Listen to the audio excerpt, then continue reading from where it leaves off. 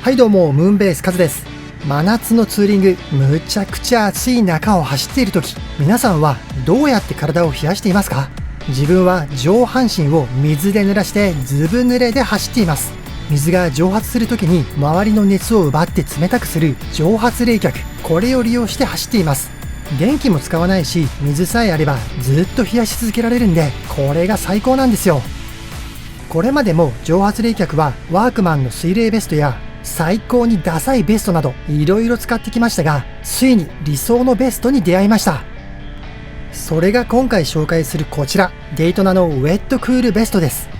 もう夏にツーリングするライダーはみんなこれを着てほしいってほど体をしっかり冷やして熱中症を防いでくれるベストです。マジでおすすめです。夏ツーリングの必需品です。そこで今回はこのデイトナのウェットクールベストのディテール、使い方、着用イメージ、使う時のポイントと注意点、そして使用レビューをお届けします。では早速いってみましょう。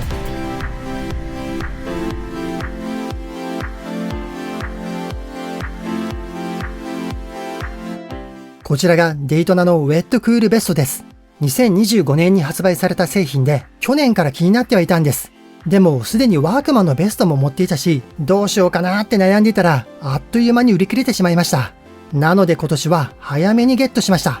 では早速ベストのディテールを見ていきましょう。シンプルなデザインのベストですね。必要最低限の構造です。ちなみにワークマンの水冷ベストがこちら。作業やランニング向けに設計されているんで、ポケットやペン差しが多いんです。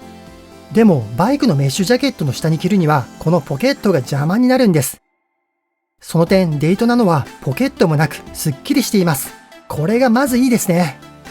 ベストの中綿にはサフという高吸収性繊維が入っています。これがこのベストの最大のポイント。水を大量に吸い込んで長時間にわたって体を冷やし続けてくれます。表地はサラサラとしたポリエステルで撥水加工済みです。濡れても水を弾くし、中の水も表には滲みにくいんで、上に着るジャケットが濡れにくいんです。横はメッシュ生地になっています。風もしっかり通してくれますね。伸縮性もあるんで体へのフィット感も増します。胸の中央にはゴムバンドのストラップがあります。ワンタッチで着脱できて長さもある程度は調整できます。胸のこの2箇所と襟の内側にはポケットみたいな穴があります。この穴は給水ポケットです。ペットボトルでここから水を注いで胸部と背中に水を補給できる仕組みなんです。この工夫がいいですね。背中の構造もシンプルです。背中には小さなポケットがあります。ここは保冷剤が収納できるポケットなんです。保冷剤を使えばさらに強力に冷却できます。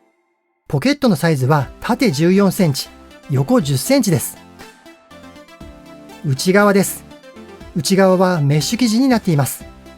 ここから中の水が染み出して蒸発冷却で体を冷やしてくれます。縦方向に縫い付けがあって吸収素材が偏らない工夫もされています。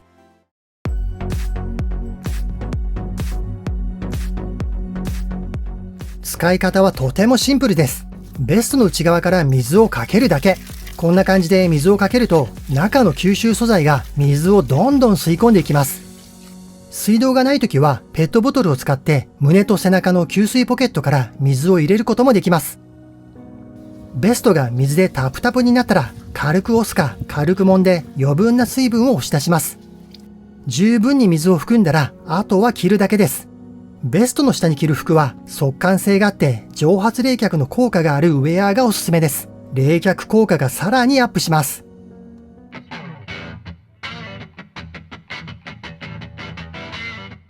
着用イメージです。自分は胸囲が100センチでワイドを着ています。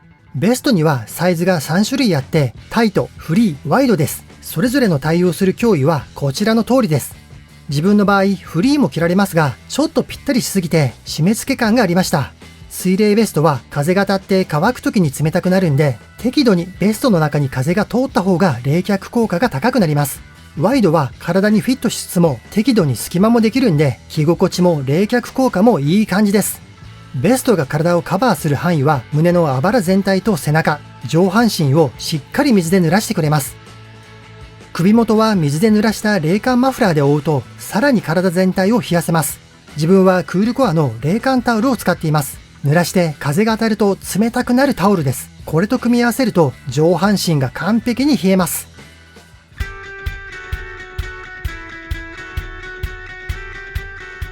ここからは効果を最大限に引き出すポイントとやってはいけない注意点をまとめます。その前にベストの素材、サフの特徴を知っておくとイメージがしやすいです。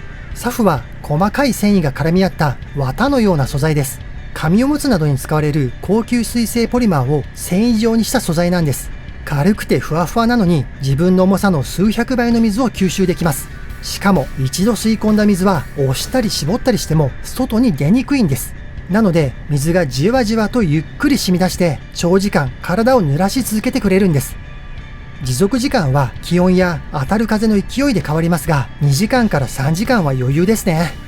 ツーリング中は1回から2回水を補給するだけで1日中使えます。常に体が濡れているんでベストの下に着る服は速乾性があって乾く時に冷たくなる冷感素材の服がいいです。その方が蒸発冷却の効果を強く感じられます。おすすめのウェアは概要欄をチェックしてください。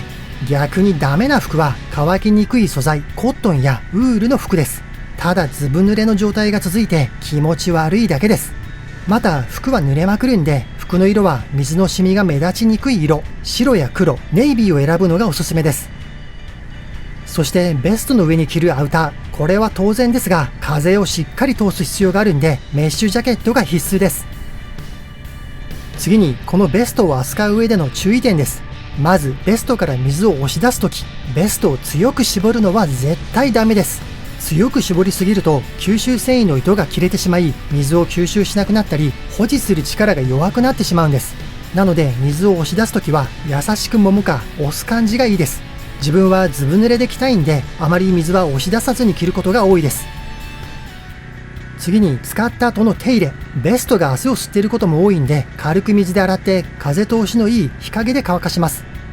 濡れたまま放置していると乾きが遅いんでカビの原因になるので注意です。汚れが気になる場合は中性洗剤で手洗いをしてください。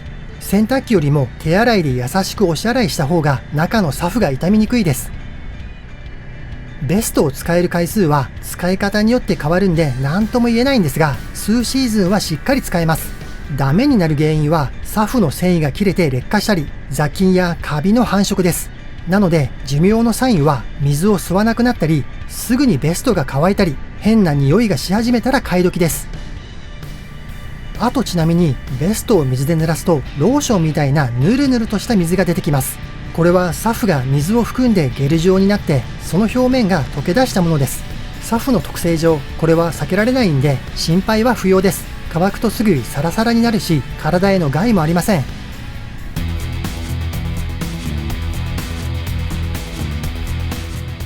では使ってみての感想です。まずは一番気になる冷却効果、これは最高です。冷たいおしぼりで体を冷やしている感覚っていうかひんやりとした山の中を走っているような体のほてりがスーッと引いていく感じです。濡れている不快感は少なくて心地いい冷たさが続きます。使い勝手もいいです。水に濡らして着るだけなんで手間はほとんどかかりません。ベストは水を含んでも厚みはそれほど膨らまないんでよほどタイトなメッシュジャケットじゃなければ問題なく着られます。そして特に胸と襟についた吸水ポケット、これが本当に便利です。ツーリングの途中に公園や道の駅がなくても水を入れたペットボトルを持っておけばどこでもベストに給水できます。これは長距離ツーリングでかなり助かります。水冷ベストの性質上服が濡れた状態になるんでどんなツーリングでも使えるってわけじゃないです。向いているシーンと向いていないシーンに分かれます。まず向いているシーンは暑い日に長時間走るツーリングです。気温も27度以上の暑さの中ひたすら走るツーリングです。休憩ポイントも道の駅だったり屋外メインのルートが向いていますね。服が濡れていても問題ないし熱中症もしっかり防げるんでまさに水冷ベストはうってつけです。逆に向いていないシーンは気温が低い日や曇り空、湿気の多い日です。気温が25度以下だと肌寒さを感じたり水が蒸発しなくてじっとりと気持ち悪さが続いてしまいます。山や峠など標高が高く涼しいエリアも向いていないです。冷たい風に体が冷えすぎてしまいます。ツーリングの途中で寒い場所を走るときはベストを脱いだ方がいいです。脱いだベストは防水性のあるバッグに入れておくと周りの荷物が濡れません。そして通勤や通学も向かないです。着いた後、濡れた服で過ごすことになります。着る服も限られてしまいますね。あと目的地がお店やカフェの場合も向いていないです。濡れた服でお店に入るのは気が引けるし、何よりも迷惑がかかります。店内で冷房が効いていたら寒くて凍えます。このように暑い日で濡れた服でも大丈夫なツーリングならおすすめの冷却ウェアです。というより真夏にツーリングをするなら必須で着たい冷却ウェアです。はい、ということで今回は真夏のツーリングを涼しく快適にして熱中症も防ぐデイトナのウェットクールベストの紹介でした。皆さんの夏のツーリングの参考になれば嬉しいです。よければぜひチャンネル登録と高評価もお願いします。それではまたご安全に。